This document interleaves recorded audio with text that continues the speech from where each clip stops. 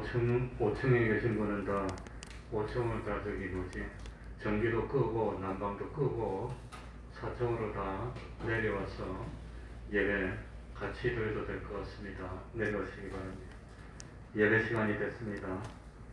다 같이 묵상 기도 드림으로 주일 오후 예배 시작하겠습니다.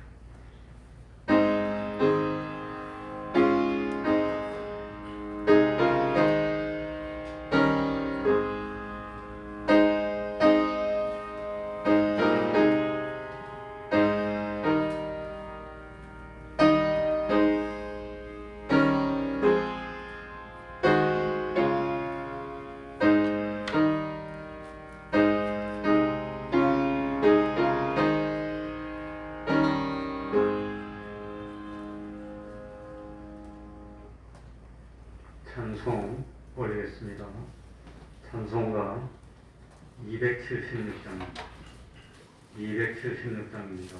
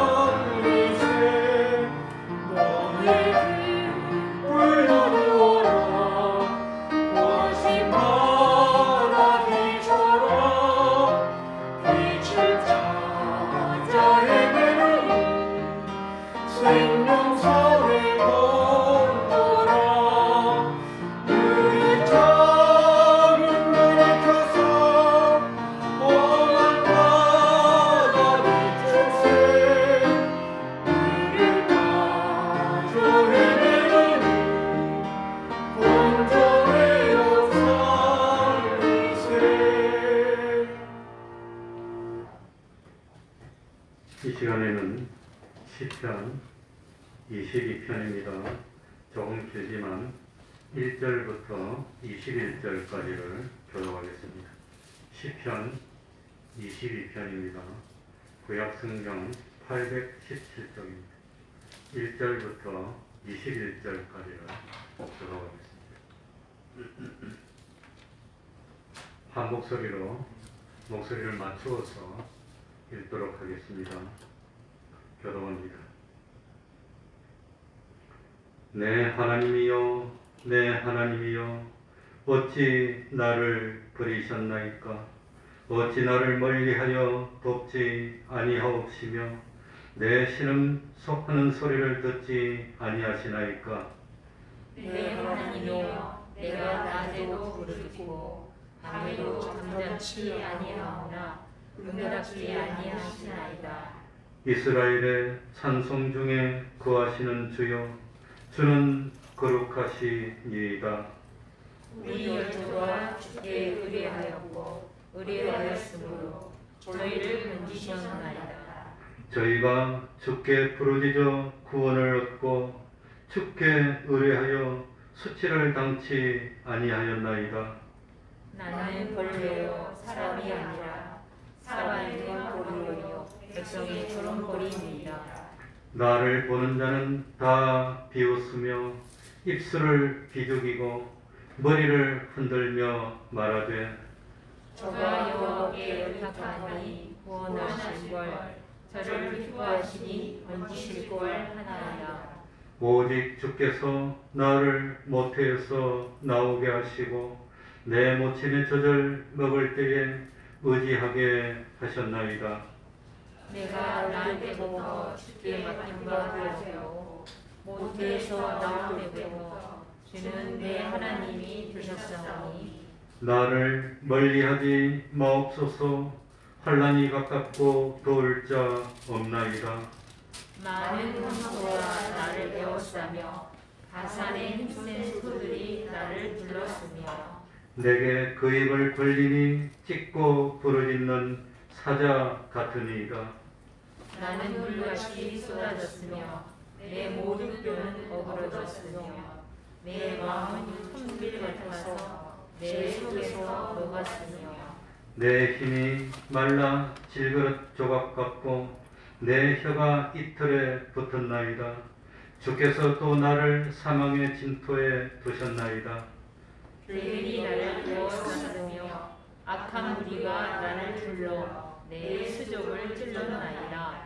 내가 내 모든 뼈를 셀 수 있나이다. 저희가 나를 주목하여 보고 내 겉옷을 나누며 속옷을 재미 뽑나이다. 여호와여 멀리하지 마옵소서. 나의 힘이시여 속히 나를 도우소서. 내 영혼을 칼에서 건지시며 내 유일한 것을 개의 세력에서 구하소서. 다 같이 나를 사자일에서 구하소서. 주께서 내게 응답하시고 들소 뿔에서 구원하셨나이다. 아멘. 이제 하나님께 통성으로 기도드리겠습니다. 하나님 아버지, 이 시간에서 아버지 하나님 잠자는 우리를 심고 이제는 신앙을 열심히 하십니다. 아버지 하나님이여 점점 관계가 없습니다. 하나님 아버지시여 점점 보여주시고 하나님 아버지 참으로 하나님 저희들이 같이 살아계신 하나님께 하나님 아버지시여 참으로 하나님을 아는 아버지 하나님이여 우리 하나님이 주님이여 아버지 하나님이시여 전하는 말씀 속에서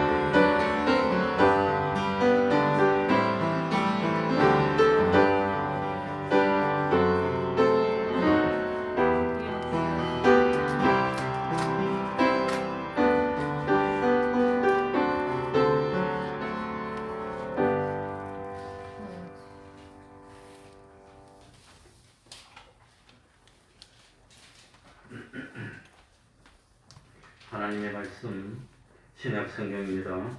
마가복음 6장 45절입니다. 마가복음 6장 45절입니다.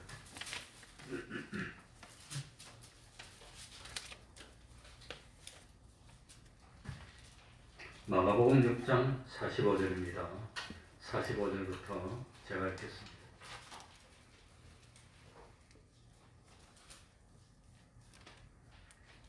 마가복음 6장 45절입니다. 예수께서 즉시 제자들을 재촉하사 자기가 무리를 보내는 동안에 배 타고 앞서 건너편 벳사다로 가게 하시고 무리를 작별하신 후에 기도하러 산으로 가시다. 저물매 배는 바다 가운데 있고 예수는 홀로 무태 계시다가 바람이 거슬림으로 제자들의 괴로이 노젓는 것을 보시고 밤 사경 즈음에 바다 위로 걸어서 저희에게 오사 지나가려고 하시매 제자들이 그의 바다 위로 걸어 오심을 보고 유령인가 하여 소리 지르니 저희가 다 예수를 보고 놀랍니다. 이에 예수께서 곧 더불어 말씀하여 가라사대 안심하라 내니 두려워 말라 하시고 배에 올라 저희에게 가시니 바람이 그치는지라 제자들이 마음에 심히 놀라니 이는 저희가 그 떡 떼시던 일을 깨닫지 못하고 도리어 그 마음이 분하여 졌음이러라. 아멘. 예수님은 오병이어로 5,000명을 먹이셨습니다. 남자만 5,000명이었고 여자와 아이를 합치면 아마도 수만 명에 이르렀을 것으로 생각이 됩니다. 사람들은 예수님을 억지로 임금 삼고자 했습니다. 그리고 요한복음 6장 24절을 이하에 보면 다음 날 아침이 되었을 때 사람들은 오병이어의 기적이 일어났던 베세다에 예수님과 제자들이 없다는 사실을 알고 배들을 타고 가버나움까지 쫓아갑니다. 그리고 예수님을 또다시 만나는 사실이 기록되어 있습니다. 그런데 이렇게 예수님을 적극적으로 멀리까지 찾아온 사람들에게 예수님이 하신 말씀이 너희가 나를 찾는 것은 표적을 본 까닭이 아니요 떡을 먹고 배부른 까닭이로다 라고 했습니다. 사람들은 또다시 예수님으로부터 떡을 얻어먹고 굶주린 배를 채우려는 목적으로 예수님을 찾아왔다는 뜻입니다. 육신의 배를 떡으로 채우기 위해서 찾아온 무리들에게 예수님이 하신 말씀은 썩는 양식을 위해서 일하지 말고 영생하도록 있는 양식을 위해서 하라고 했습니다. 예수님은 베세다 강야에서 오병이어의 기적을 베푸신 뒤에 더 이상 이 무리에게 떡을 주지 않았습니다. 그랬더니 사람들은 영생하도록 있는 양식을 주신다고 하신 예수님을 다 버리고 떠나고 맙니다. 영생하도록 있는 양식에는 관심이 없었던 겁니다. 그런데 예수님의 12제자는 한 사람도 예수님을 떠나지 않았습니다. 같은 장소에서 같은 이적을 똑같이 체험하였습니다. 그런데 수많은 무리들은 육신의 배를 채울 떡만 찾다가 예수님을 버리고 떠났지만 예수님의 제자들은 예수님에게 영생의 말씀이 있음을 고백하면서 계속해서 예수님을 따랐습니다. 그리고 예수님의 제자들은 우여곡절이 있었지만 결국은 가룟 유다 한 사람을 빼고는 다 순생과 순교의 삶으로 승리했다고 하는 겁니다. 어디서 이런 차이가 났을까요? 45절부터 한번 읽어보겠습니다. 45절을 읽으면서 이상한 점 하나를 발견해 내셔야 됩니다. 45절입니다. 자, 다 같이 읽어봅시다. 45절을 읽으면서 이상하다는 생각이 안 들면 그게 이상한 겁니다.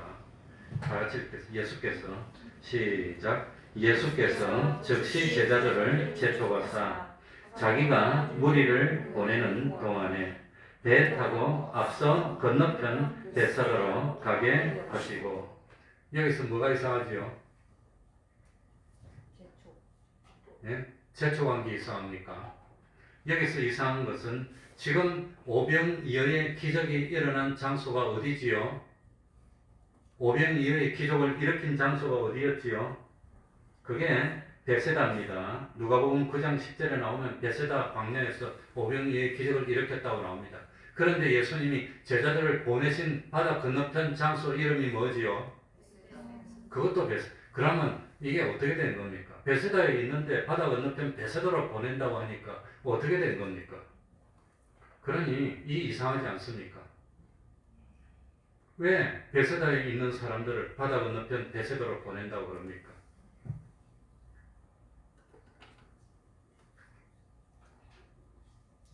저도 처음에는 이걸 발견을 못했는데 설교를 준비하려고 한 절씩 한 절씩 뜯어보다 보니까 베세다 있는데 왜 베세다로 가라고 그래?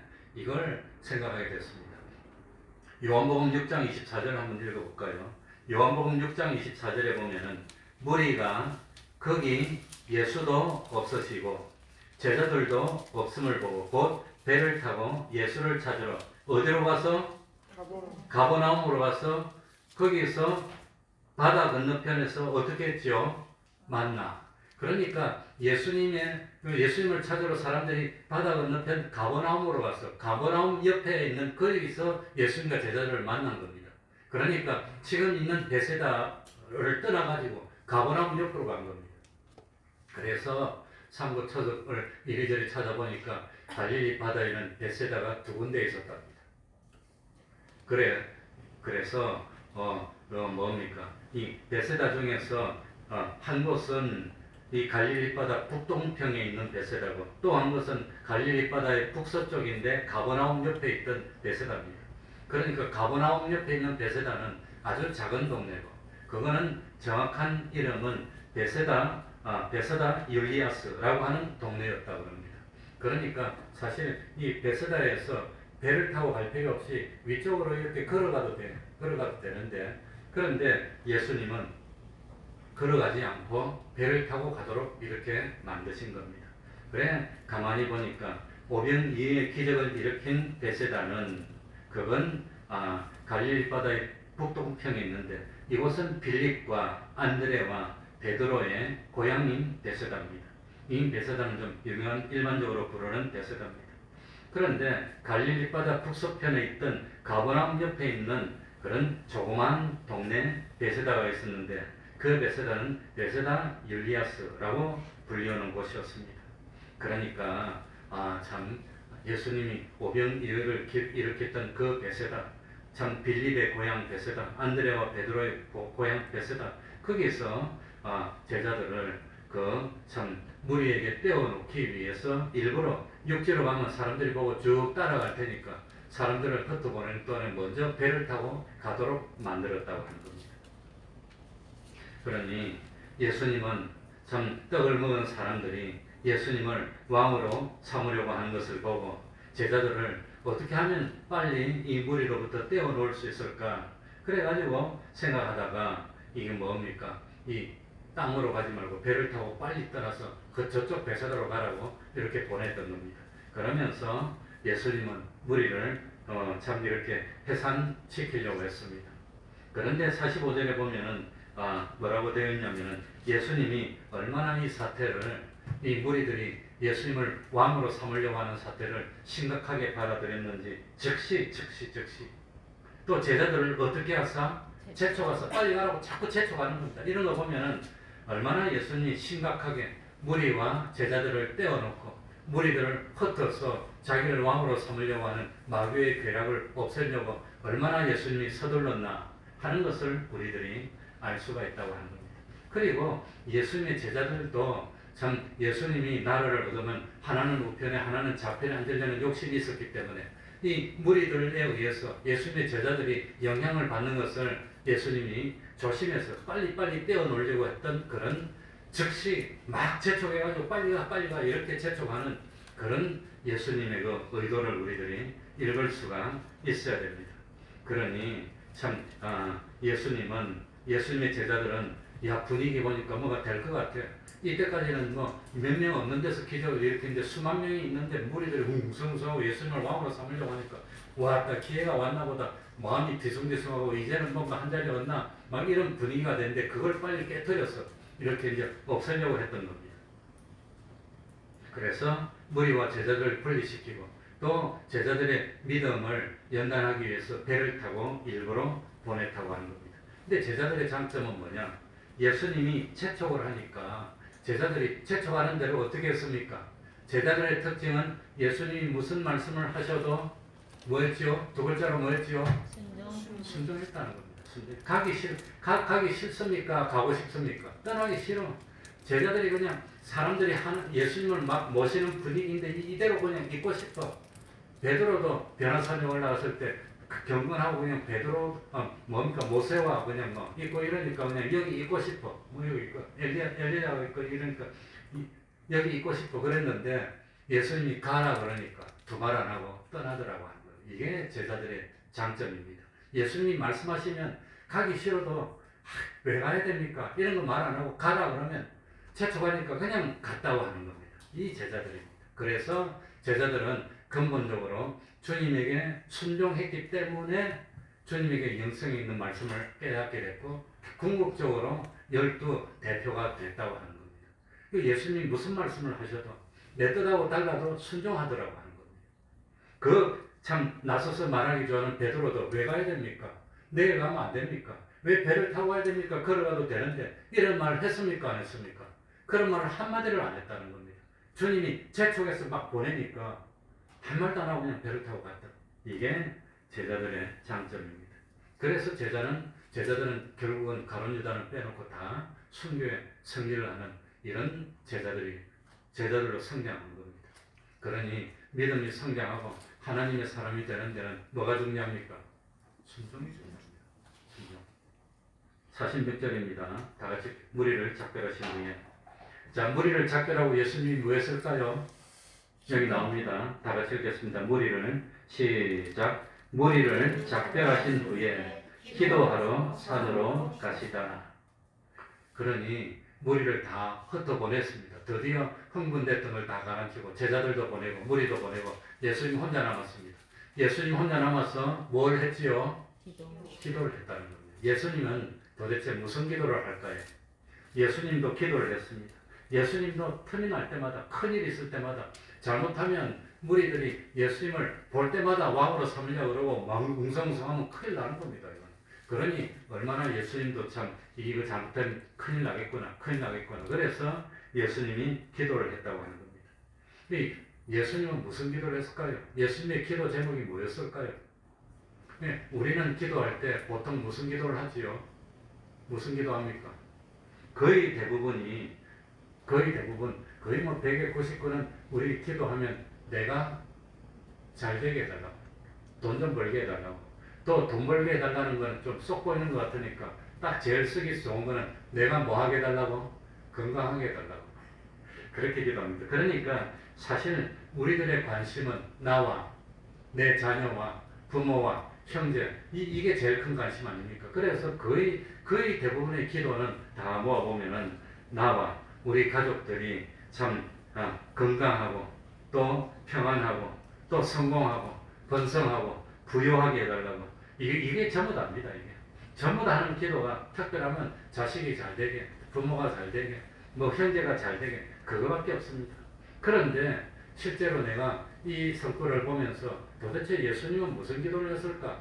그래가지고 예수님이 기도한 걸 찾아봤어요. 성경에 있는 걸. 내가 찾아봤습니다. 직접 찾아봤더니 예수님의 기도 제목 첫 번째가 뭘까요? 그게 마태복음 26장 39절에 보면 내 원대로 마옵시고 아버지의 원대로 하옵소서 이게 예수님의 기도입니다. 그러니까 내 원대로 마시고 아버지의 원대로 하게 해달라는 기도는 기도 제목 첫 번째는 하나님의 뜻이 이루어지기를 원하는 것이 예수님의 소원이었다고 하는 거예요. 그걸 알 수 있다는 겁니다. 그러니까 뭘 하더라도 참 하나님의 뜻이 이루어지도록 하나님의 뜻을 행해서 온전히 이룬 것 그걸 한 글자로 뭐라 하지요? 그거 의인 그러면 의인이 되는 겁니다. 의롭다함을 인정받으면 하늘나라 가는 겁니다. 그러니까 이 의라고 하는 것은 구원하고 바로 이 꼴입니다. 똑같은 겁니다. 그러니까 예수님의 참 소원 첫 번째는 무조건 무슨 일을 하더라도 하나님의 뜻이 이루어지도록 그게 예수님의 소원 첫 번째라고 하는 겁니다. 그러면 우리가 세상에 사는데 우리의 소원 첫 번째는 뭐가 되어야 됩니까? 우리도 하나님의 뜻이 이루어지게 하나님을 기쁘시게 하는 데는 하나님의 뜻이 이루어지도록 열심히 노력하는 것 그게 첫 번째일 겁니다. 물론 믿음으로 근데 믿음이 뭡니까? 결국은 하나님의 뜻을 이루도록 하나님의 말씀에 순종하는 것이 하나님의 뜻을 이루는 거 아닙니까? 그러니까 그게 우리의 소원 첫 번째가 되어야 되는 겁니다. 두 번째는 뭘까요? 두 번째는 마태복음 26장 41절 시험에 들지 않게 깨어려 있어 뭐하라? 기도. 그러니까 두 번째는 우리 성도들이 시험에 들지 않도록 하는 게 그게 예수님의 소원 두 번째입니다. 시험에 들지 말아야 돼. 시험에. 신앙생활 잘하다가 갑자기 안 나와. 멀어져. 이거 뭐 봉사하고 잘하다가 갑자기 안 해. 왜? 뭐 들었어요? 시험 들었다는 겁니다.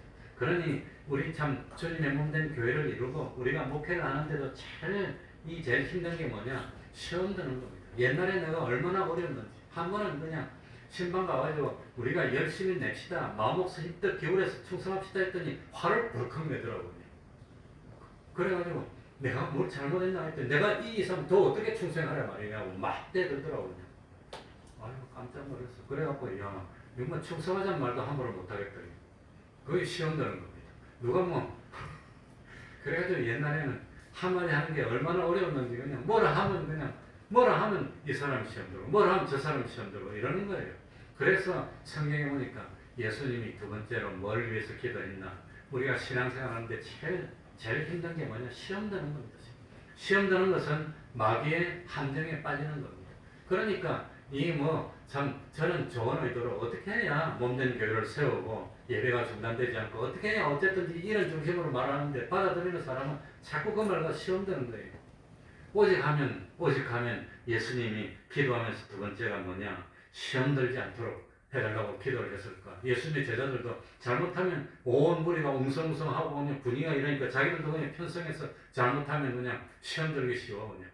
그러니까 두 번째는 시험 들지 않도록 신앙생활 하다가 시험 들어서 멀어지고 시험 들어서 하나님을 배반하고 시험 들어서 이가 나고 싸우고 다투고 그냥 고라의 강처럼 무리를 만들고 이스라엘 백성들이 광야에서 다 한 게 그거예요. 시험 들어가지고 그냥 그랬다는 겁니다. 그래서 예수님의 기도했는데 두 번째 기도가 시험에 들지 말고 세 번째 뭘까요? 세 번째 뭘까요? 뜻이 하늘에서 이룬 것 같이.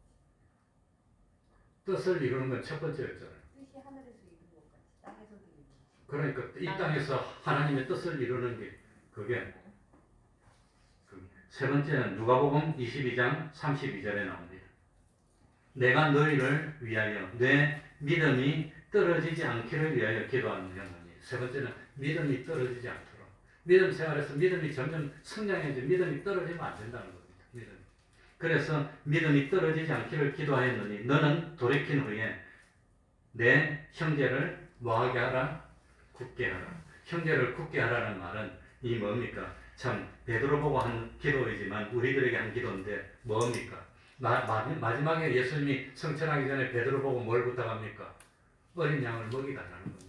그러니까 형제들 찾아가가지고 믿음이 떨어지지 않도록 잘 양육해가지고 장성한 믿음이 될 수 있도록 만드는 게 그게 예수님의 세 번째 기도였다고 합니다. 그겁니다. 그러니까 우리들의 기도 제목 세 번째도 우리 형제들이, 우리 식구들이, 우리 교우들이, 우리 이웃들이 믿음이 떨어지지 않도록 해주옵소서.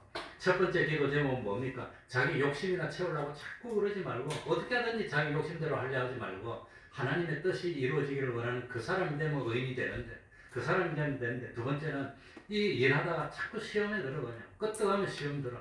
시험 들지 말고 세 번째는 끝까지 믿음이 떨어지지 않고 오히려 가가지고 믿음이 떨어진 사람이 있으면 그 사람들을 붙들어가지고 참 그 믿음을 굳게 해서 바로 세우고 장성하도록 도와주는 그거 해라고 하는 겁니다. 그렇다면 예수님이 베세다 광야에서 혼자 남아서 무슨 기도를 했을까요? 베세다 광야에서 무슨 기도를 했을까요? 제자들도 보내고 무리들도 다 보내고 무슨 기도를 했을까요? 그래 내가 생각해보면 이거는 답이 없습니다. 이거는 답이 없는데 앞뒤 전후 문맥을 가만히 봤더니 예수님이 원하신 것이 뭐지요? 이 세상의 사람들이 배가 고플 때 떡을 먹고 그리 기뻐해서 떡만 찾는 사람인데 떡만 찾는 사람 보고 뭐라고 했습니까? 썩을 양식을 구하는 사람이 되지 말고 썩지 않는 영생하도록 있는 양식 그 양식을 찾는 사람이 되라 했더니 다 가버렸어.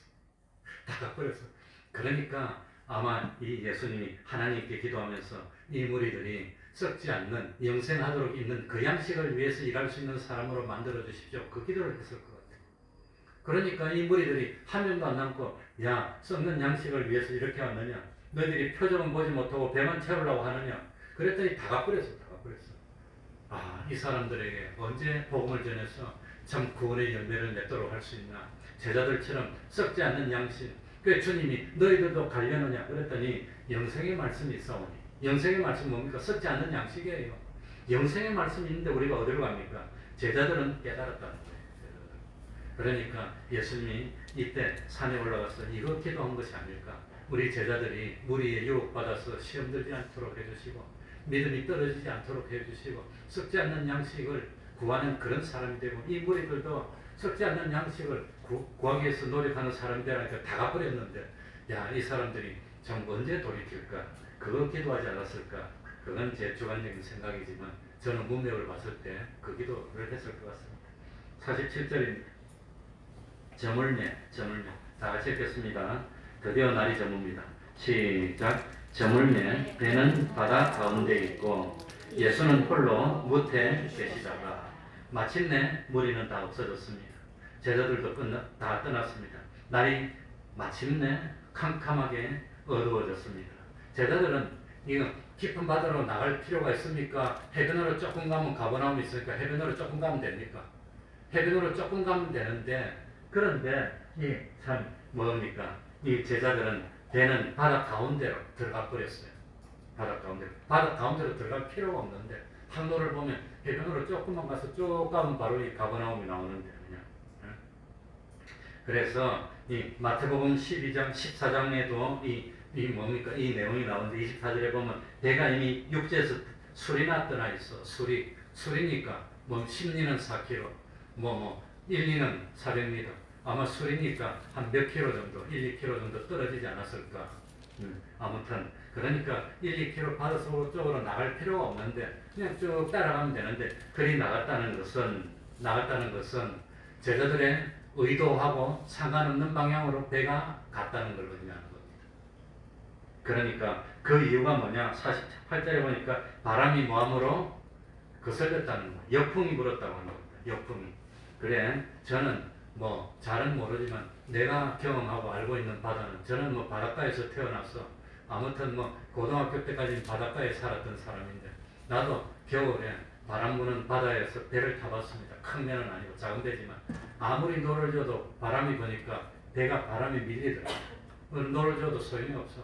점점 멀리 갔는데 까마득하면 조난당할 뻔했는데 오기는 왔어. 그러니까 바람 불 때 노를 젓는 것이 얼마나 어려운지 그걸 나는 체험해봐서 알고 있습니다. 그런데 역풍이 불어서 아무리 노를 저어도 뭡니까? 배가 바람에 밀렸다는 겁니다. 작은 배도 밀리는데 좀 큰 배는 얼마나 더 밀립니까? 배가 확 밀려 나가버립니다. 그런데 요한복음 6장 18절에 보면은 그 역풍이 큰 바람이라고 되어 있습니다. 그렇게 큰 바람이니까 센 바람이 확 부니까 배가 확 밀려버리니까 이 죽자사자 노를 저어도 그 결국은 원치 않는 방향으로 밀려서 나가버리는 겁니다. 그래서 참 바람과 파도 때문에 제자들은 힘들어하고 원하는 방향으로 못 가고 점점 멀어지고 어려워지고 이럴 때 예수님은 기도하면서 제자들을 뭐 했지요? 예수님이 기도하면서 졸았습니까? 기도하면서 제자들을 뭐 했지요? 보았다고 나오고 있습니다. 보았다고. 48절. 자, 바람이 거슬림으로 다 같이 읽습니다. 48절 시작. 바람이 거슬림으로 제자들의 괴로이 놓아졌는 것을 보시고 밤 사경쯤에 바다 위로 걸어서 저희에게 오사 지나가려고 하시네. 그러니 바람이 거슬립니다. 역풍이 불고 엉뚱한 바람이 불 때는 뭡니까? 돛을 세웁니까? 돛이 있으면 더 멀리 가니까 돛을 내립니까? 돛을 내리고 그 다음에 열심으로 노를 젓는 겁니다. 제자들이 다 노를 들고 하면 노를 저으려고 했는지 아무튼 얼마나 큰 면인지는 모르지만 노를 저어도 원하는 방향으로 못 갑니다. 그래서 힘겹게 노를 저었다는 그 표현하고 힘겹게 얼마나 노를 졌을까? 아마 손에 물질이 생기고 껍데기가 벗겨질 정도로 절 거예요. 노를 갖다가. 그런데 사도행전 27장 15절에 보면은 사도 바울이 로마로 호송되어 가던 배가 풍랑을 만났을 때 이 사람들이 할 수 있는 일이 없어서 뭐라고 나오냐면 가는 대로 두고 쫓겨가다가 딱 이렇게 되어 있더라고요. 찾아보니까 가는 대로. 그러니까 돛은 다 내리고 아마 큰 배니까 이제 노선을 저어도 소용이 없어. 바람이 확 부니까 배가 크니까 바람 많이 맞으니까 확 맞으니까 노를 줘도 소용없으니까 포기하고 노를 넣고 노가 부러지면 안 되니까 딱 그게 성경이 가는 대로 두고 쫓겨가다가 그러니까 제자들이 판배도 소용없으니까 가는 대로 두고 쫓겨가는 게 아니라 이건 풍랑은 아니니까 막 그러니까 큰 폭풍은 아니니까 노를 확 쳤는데 노를 져서 이쪽으로 가려는데 바람이 옆에서 불면 밀려서 이쪽으로 그냥 쭉쭉 밀리고 그러다가 육지에서 술이나 떨어져가지고 몇 킬로, 1, 2킬로 떨어져서 고생을 하고 있는 겁니다. 고생을 하고. 육지에서 한 2킬로 나가면 낮은 데는 육지도 보이지도 않아요. 안 보여요. 파도가 이렇게 흘렁치면 육지가 보이지도 않아요. 나가본 사람은 압니다. 크고 아마 높은 데는 보일지 몰라도. 그런데 시간은 밤 사경이라 했습니다. 1경은 6시부터 9시, 2경은 9시부터 12시, 3경은 12시부터 3시, 4경은 3시부터 몇 시까지? 6시까지. 그런데 4경쯤이라니까 3시 지나서 4시 그 사이 아니었을까? 만약에 6시 가까웠다면 뭐라고 표현할까요? 4경이 끝날 즈음에 이렇게 표현했으면 아마 6시 가까웠을 텐데 4경쯤이니까 아마 3시를 같이 지나서 4시로 가고 있었지 않을까? 그러니 새벽 3시나 4시나 뭐 4시 반이나 캄캄해서 아무것도 안 보여요. 그런데 참 캄캄해서 아무것도 안 보이는데 예수님은 오늘 48절에 보니까 이 제자들의 괴로이 놓아졌는 것을 뭐 하시고? 보시고 보고 있었다는 겁니다. 보고 있었다는 겁니다. 그러니까 이것은 예수님의 신성을 나타내는 겁니다. 예수님이 캄캄하고 뭐 몇 킬로나 떨어지는데 어떻게 봅니까? 안 보이는데. 그런데 보고 있었다는 것은 예수님은 하나님이시라는 겁니다. 이 말을 통해서 우리들이 알 수 있는 것은 뭐냐? 우리들이 오늘날 이렇게 코로나 때문에 힘들고 어려운데도 마음 졸이면서 참 노를 젓는 것처럼 신앙생활을 하는 것을 하나님이 우리 주님이 뭐하고 계십니다? 보고 계십니다. 다른 사람은 어렵다고 이리 빼고 저리 빼고 하는데 너희들은 이렇게 지키고 있구나 하는 것을 뭐하고 있습니다? 보고 계시고 이 코로나 힘든데 신앙을 지킨다는 걸 보면서 하나님이 하루를 며칠까지 여길까요? 하루를 천년같이 여기 하루가 왜 이리 빨리 안 갈까? 빨리 코로나가 끝나고 너희들이 편해야 되는데 왜 이리 빨리 안 갈까 하면서 안타깝게 보시면서 이 어려움에도 너희들이 이렇게 지켜 하늘나라 가면 참 많을 거야. 하늘나라 그거 정말 기뻐할 거예요. 그러실 것 같아요. 그러니까 야 내가 이렇게 힘든데 하나님이 알고 계십니까? 혹시 코로나가 걸려서 교회는 오고 싶지만 못 오고 그냥 눈물 흘리면서 앉아있는 그걸 하나님이 다 알고 안타깝구나 하나님이 아마 그럴 겁니다. 우리 중심을 보십니다. 그러니까 지금도 한밤중에 파도가 일 때는 한밤중에 조난당한 배를 찾기가 어려워요. 지금도 이렇게 21세기에 과학이 발전하고 레이더가 발전해도 이 바다는 뭡니까? 이 풍랑이 이렇게 일면은 레이더 파가 이 풍랑하는 파도하고 배하고 구별을 잘 못해요. 그래서 찾기가 어려워요. 뭐 거대한데 뭐 수천 톤이나 되고 그런 거야 찾지만 옛날에 배가 뭐 수천 톤이니까 조그마한데 그런 배를 어떻게 찾습니까? 지금도 못 찾는데 그런데도 오늘 성경에 보니까 놀라운 사실은 예수님이 제자들 판배가 어디 있는지 찾아 헤매더라 그런 말이 없다는 거예요. 정확하게 배 있는 대로 찾아서 왔다는 게 얼마나 희한한 일입니까? 이게 예수님의 신성입니다. 그런데 놀라운 사실은 예수님이 제자들을 구원하러 오는데 어떻게 오셨지요? 바다 위를 어떻게? 여기 48절을 보니까 바다 위로 어디게 하여서 저희에게 오사 바다 위로 걸어왔다는 거예요. 걸어왔다는 거. 얼마나 놀랍습니까? 예수님이 바다 위를 걸어왔어. 풍랑이 일고 파도가 있는데 웅동웅한데 어떻게 걸어옵니까? 평평하고 잔잔하면 물결이 딱딱 밟지만 아마도 바다 위를 걸어왔다고 하는 거 보니까 예수님 발을 탁 밟는 그 옆에는 바다가 평평해서 땅바닥처럼 이렇게 되지 않았을까? 그러니까 탁 걷고 저쪽은 막 파도 치고 파도가 뒤집혀서 울렁울렁하고 막 이러는데 근데 예수님이 발을 밟는 데는 평평하게 되니까 또 걷고 재밌는 것은 제가 참고 서적을 여러 번 딱 찾아보니까 어떤 목사님이 이러셨어요. 예수님은 아마 옷에 물방울이 한 방울도 안 튀었을 거다. 그래놨어요. 예수님이 만약에 바다 위로 걸었는데 신발이 다 젖고 양발이 다 젖고 옷에 물이 다 튀어서 젖었으면 말이 됩니까 그게? 그러니까 아마 이 예수님은 창조주십니다. 이 뭐 물리의 법칙 때문에 사람이 물에서 뭐 폭 빠져 들어가야 되는데 예수님이 창조주의 능력으로 오는데 아마도 다른 데는 풍랑이 있을 거야. 예수님이 발 봤는데 거기는 평평 밟으면 평평 밟으면 아마도 발에 양말에 물 한 방울도 안 튀었고 옷에 물도 한 방울도 안 튀게 그렇게 오지 않았을까. 그리고 여기 보면은 48절 끝에 보면은 걸어서 저희에게 오사 지나가려 하시네. 그러니까 예수님의 목표는 자기들에게 오는데 자기들에게 와가지고 지나가는 것처럼 느꼈다는 것은 쌩 빨리 와가지고 이렇게 가는 것처럼. 그 예수님이 빨리 다가왔다는 겁니다. 아주 빨리. 그러니까 뭐 참 평범하게 우리 걸음걸이로 오지 않았고 걷는데 빨리 쫙 이렇게 오셨다는 걸 묘사하고 있는 겁니다. 그렇게 빨리 와서 제자들에게 딱 왔습니다. 그랬더니 제자들이 어떻게 했지요? 어떻게 했지요? 두려워했어. 자, 49절입니다. 제자들이 다 같이 읽겠습니다. 제자들이 시작. 제자들이 그의 바다 위로 걸어오심을 보고 유령인가 하여 소리 지르니. 그러니까 사실 바다 위를 걸을 수 있는 존재는 없습니다. 아무도 바다 속에 들어서 헤엄은 치지만 저도 뭐 유일한 운동으로 지금도 일주일에 3번씩 수영을 하는데 수영하면 물속에 다 잠기고 입만 나오고 수영하는데 근데 바다 위를 어떻게 걷습니까?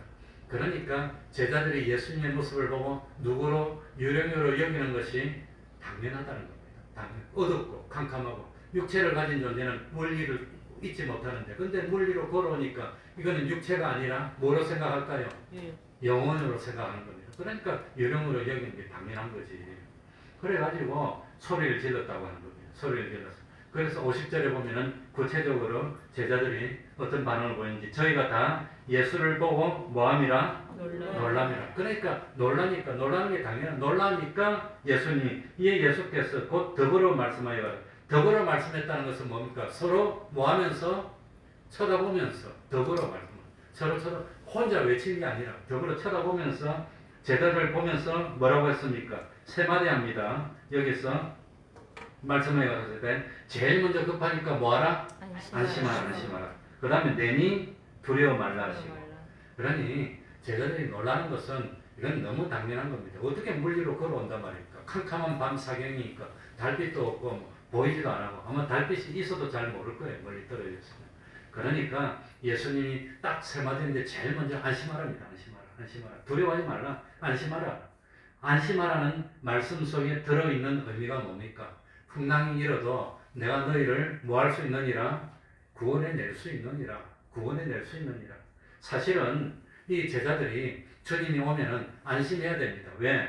마가복음 4장이니까 벌써 지났습니다. 4장 35절 이하에 보면은 제자들이 예수님과 함께 배를 타고 있을 때 큰 풍랑이 일어났습니다. 파도가 쳤습니다. 바닷물이 배 안에 들어갔습니다. 그게 4장 35절에 보면 바닷물이 배 안에 들어가서 어떻게 되었답니까? 가득하게 됐다고 합니다. 얼마나 물이 많이 들어오면 가득한 겁니까? 조금 들어온 게 아니에요. 많이 들어와서 그냥 잘못하면 배가 빠질 지경이니까 가득하게 되었을 때도 예수님은 배 안에서 잠을 자고 있으니까 제자들이 두려우니까 예수님을 깨웠습니다. 그때 예수님이 제자들 보고 뭐라 그럽니까? 뭐라고 하죠? 왜? 무엇이 없느냐?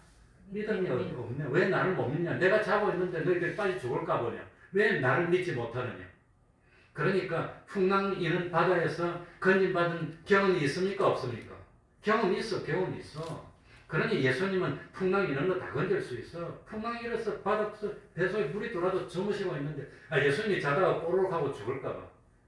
그러니까 예수님이 안심하라는 것은 야 풍랑을 만든 이가 누군데 바다를 만든 이가 누군데 그러니까 나는 너희 건질 수 있어. 안심하라. 왜 안심하지요? 내니까 안심하라. 내가 누굽니까? 창조주가 아니냐? 심판주가 아니냐? 구세주가 아니냐? 하나님의 아들이 아니냐? 두려워 말라. 응? 두려워 말라. 그랬더니 난리가 났습니다. 두려워 말라. 그랬더니 51절입니다. 배에 올라 저희에게 가시니 바람이 그치는지라 제자들의 마음이 심히 많이 놀라니. 그럼 오늘 본문에서 놀라는 게 몇 번 놀랐지요? 본문에서 몇 번? 2번입니다. 한 번은 예수님을 누구로 생각해서 놀랐어요? 유령으로. 한 번은 예수님을 누구로 생각해서 놀랐어요? 이 두 번째 51절에 놀란 것은 뭡니까? 예수님이 하나님인 걸 깨닫고 놀란 겁니다. 그래서 오늘을 보면 놀랐다는 단어가 다릅니다. 이 두 개가. 다릅니다. 한 번은 예수님을 유령처럼 여기서 두려워서 놀랐다고 하는 겁니다. 두려워서. 또 한 번은 뭡니까? 그래서 두려워서 놀라서 유령이라고 깍 하고 두려워서 놀랐지만 한 번은 두 번째 놀란 거는 뭐죠? 두 번째 놀란 것은 어떻게 사람이 이럴 수 있어? 이거는 사람 아니야. 이거는 하나님이 이렇게 놀랐다는 겁니다. 긍정적으로. 그래서 같은 내용이 기록되어 있는 마태복음 14장 33절을 보면은 처음으로 제자들이 이 예수님에게 놀란 결과 어떤 일을 했지요? 예수님 보고 뭐라 합니까? 하나님의 아들이라. 하나님의 아들이라고 고백하고 있어요.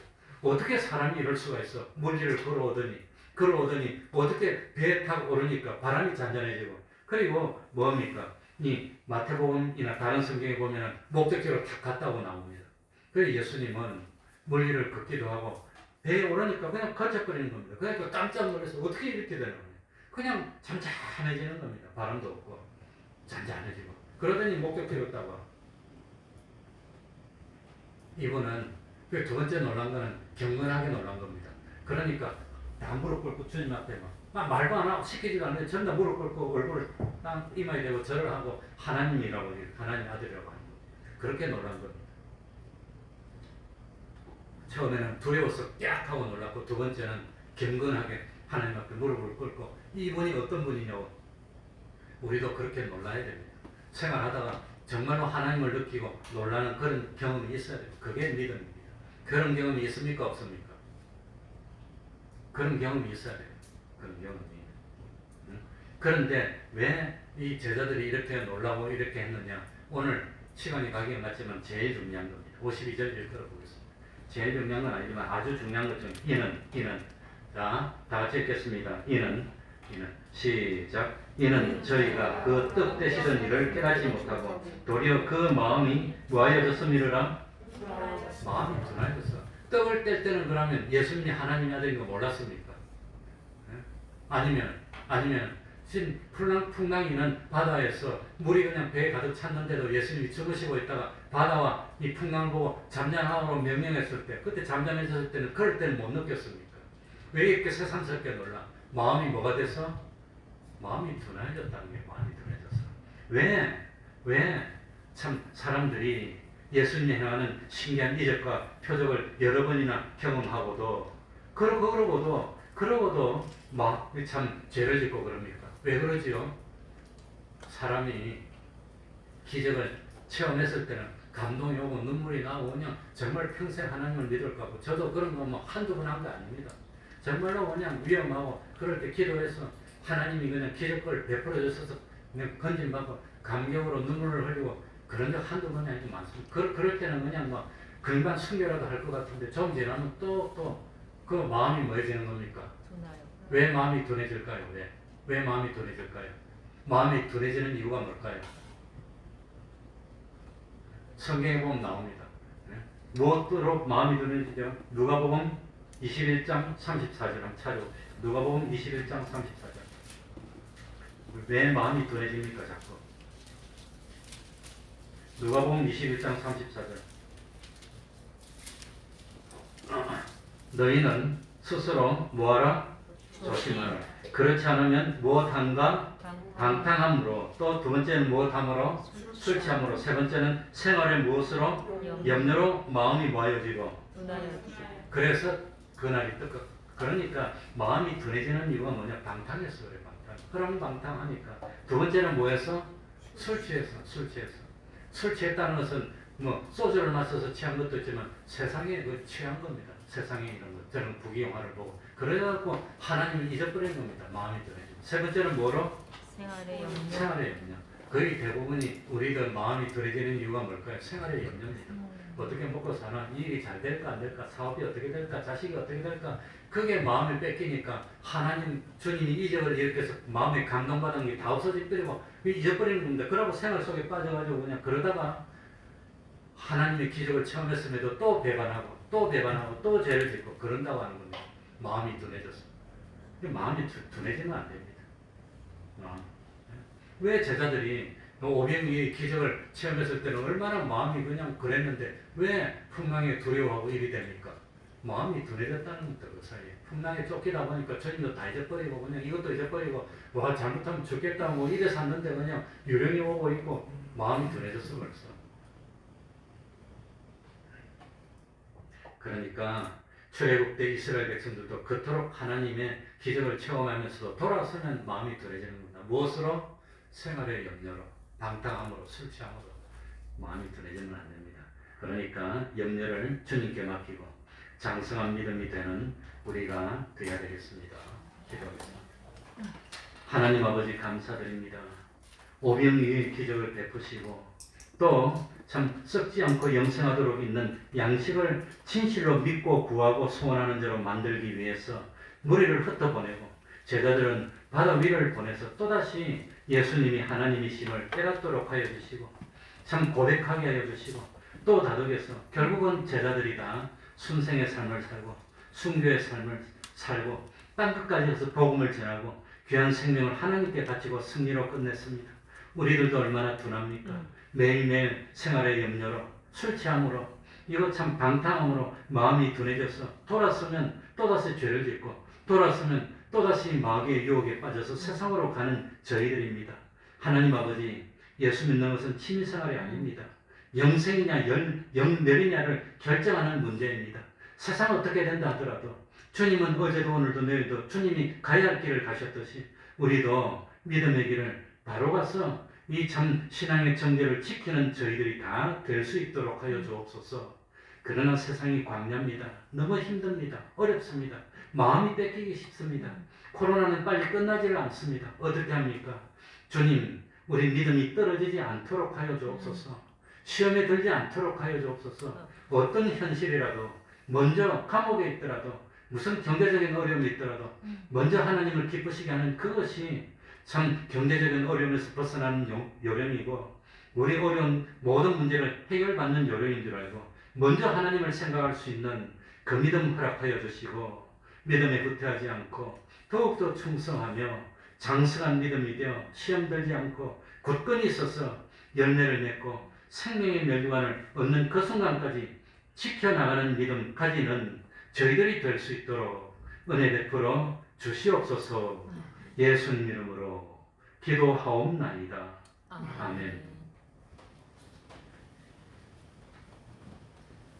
찬송 올리겠습니다. 찬송가 262장입니다. 262장입니다.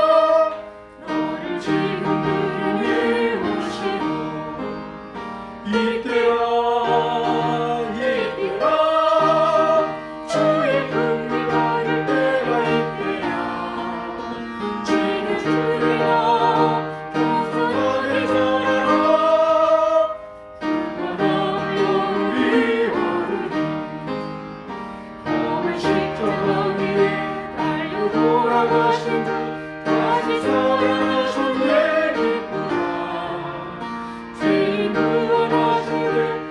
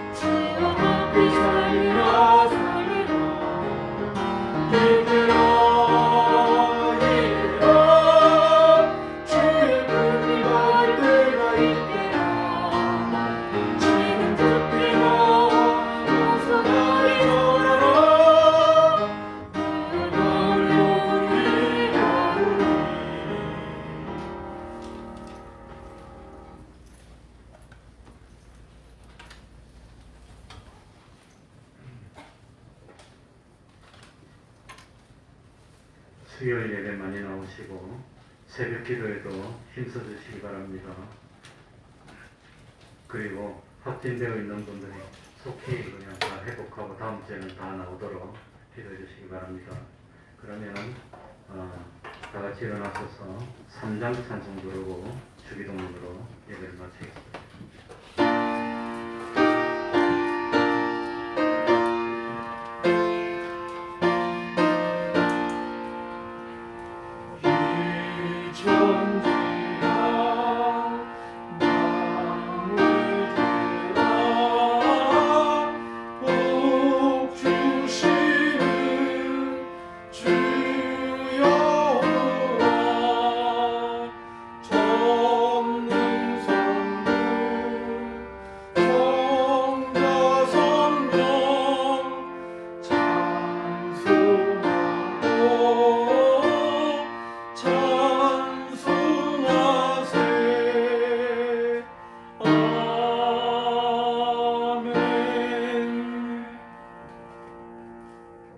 하늘에 계신 우리 아버지여, 이름이 거룩히 여김을 받으시오며 나라의 임하옵시며 뜻이 하늘에서 이룬 것 같이 땅에서도 이루어지이다.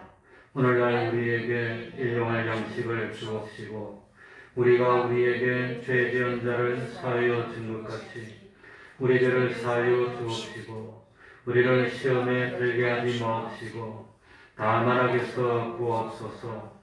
대개 나라와 권세와 영광이 아버지께 영원히 있사옵나이다. 아멘.